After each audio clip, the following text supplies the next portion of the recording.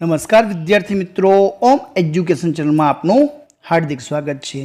आज આપણે આ વિડિયોમાં ધોરણ 7 જે નવું ગુજરાતીનું પાઠ્યપુસ્તક આવેલું છે એમાં કાવ્ય નંબર 4 ચાલો ચરણ ઉપાડો એ પાઠના સ્વાધ્યાયના પ્રશ્નોનું સંપૂર્ણ સોલ્યુશન કરવાનો છે। વિદ્યાર્થી મિત્રો, જો તમે અમારી ચેનલ ઉપર નવા હોય તો ચેનલને સબસ્ક્રાઇબ કરી લેજો જેથી કરીને નવા વિડિયો તમને મળી રહે। વિદ્યાર્થી મિત્રો, ચાલો ચરણ ઉપાડો સરસ મજાની कविता है। आ कविता में राष्ट्र सेवा माटे आह्वान करतो एक कूच गीत आपवामां आव्युं छे। सामान्य रीते सैनिकोनी जेम परेड करती वखते अथवा तालबद्ध रीते जे सरघसमां गवाता गीतोने कूच गीत कहेवाय छे। तो आपणे आपणा देश माटे, देशना सारा कार्यों माटे, राष्ट्रनी सेवा करवा माटे दरेक व्यक्तिए पोताना चरण उपाडवाना छे, आगळ आववानुं आ काव्यमां आपणे कीधुं छे। ने लोकोने राष्ट्र माटे सज्ज थवानी आकल करी छे कि राष्ट्रने जरूर पड़े त्यारे हमेशा तैयार रहेवुं जोईए। પડકારો ઝીલવા આહવાન પણ કરવામાં આવતું હોવાથી આ શૌર્ય ગીત પણ આને કહેવાય છે। તો સરસ મજાનું આ કૂચ ગીત અથવા શૌર્ય ગીત અહીં આપેલું છે। વિદ્યાર્થી મિત્રો, તમે શાળામાં આનો અભ્યાસ કરી ચૂક્યા હશો અથવા તમે કરી લેજો। આપણે આ વિડીયોમાં સંપૂર્ણ સ્વાધ્યાયના પ્રશ્નનું સોલ્યુશન કરવાનું છે। શબ્દાર્થ આપેલા છે, એ શબ્દાર્થની પણ તમે તૈયારી કરી લેજો।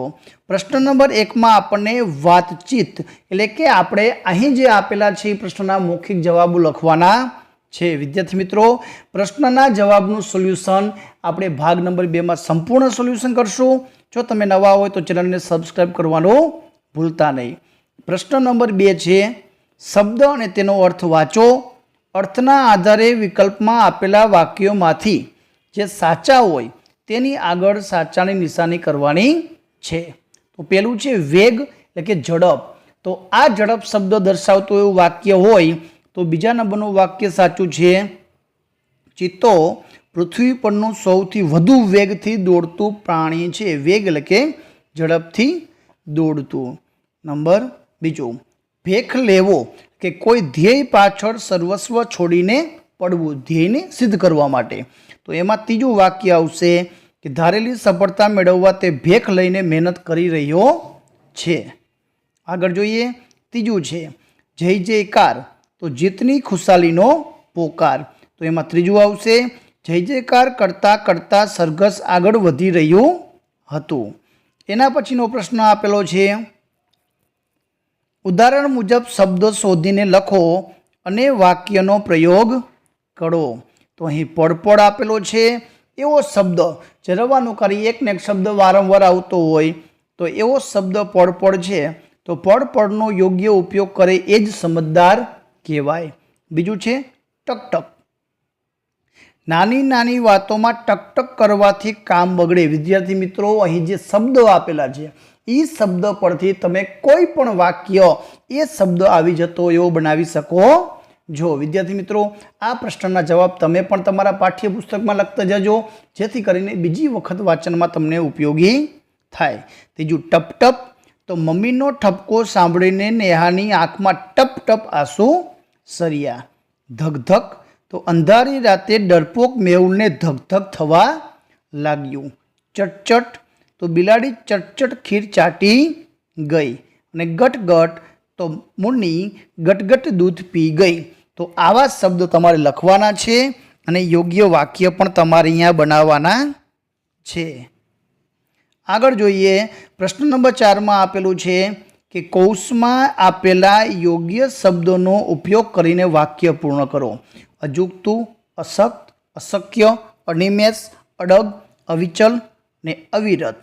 तो आवा शब्दों उपयोग करीने वाक्य बनाववानो छे। तो सफलता मेळववा खाली जग्या मथवुं जोईए तो अविरत मथवुं जोईए।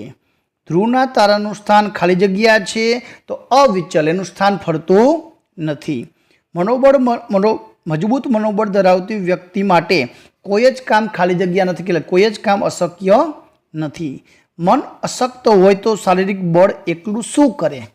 खाली जग्या मनना मानवीने हिमालय नड़तो नथी। तो अडग मनना मानवीने हिमालय नड़तो नथी। तो आ रीते जवाब लखवानो छे।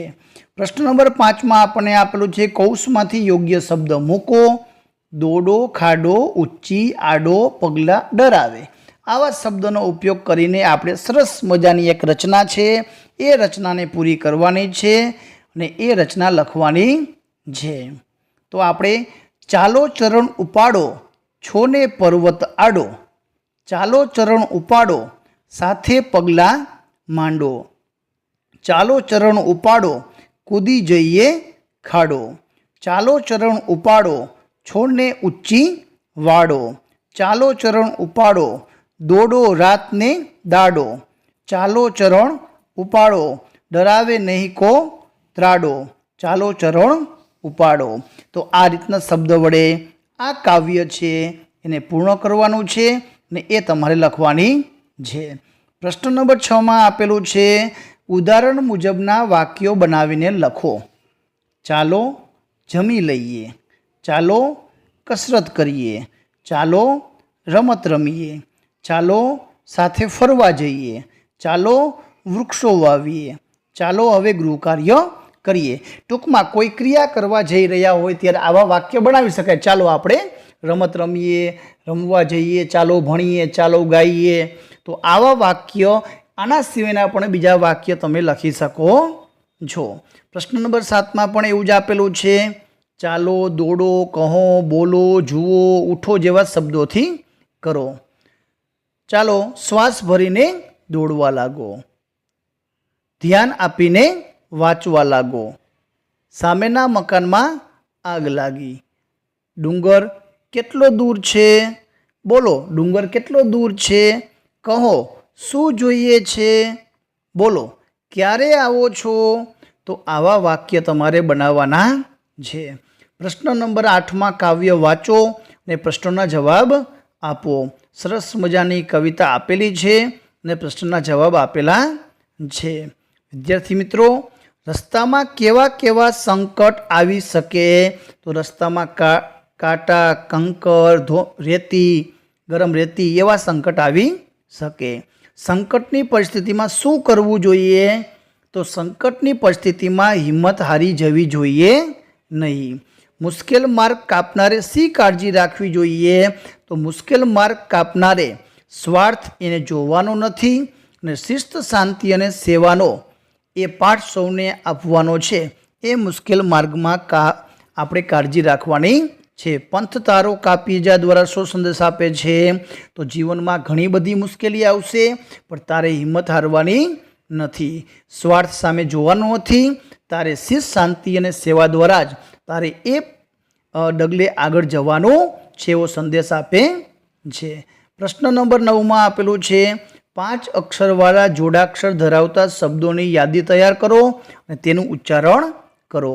હિમાચ્છાદિત, હર્ષવર્ધન, સાંસ્કૃતિક, વિશ્વવિખ્યાત, મહત્વપૂર્ણ, વ્યક્તિ કેન્દ્રી, જ્ઞાનવલ્કય, ઉચ્ચ પ્રદેશ, રાજ્ય અભિષેક અને પાઠ્ય પુસ્તક.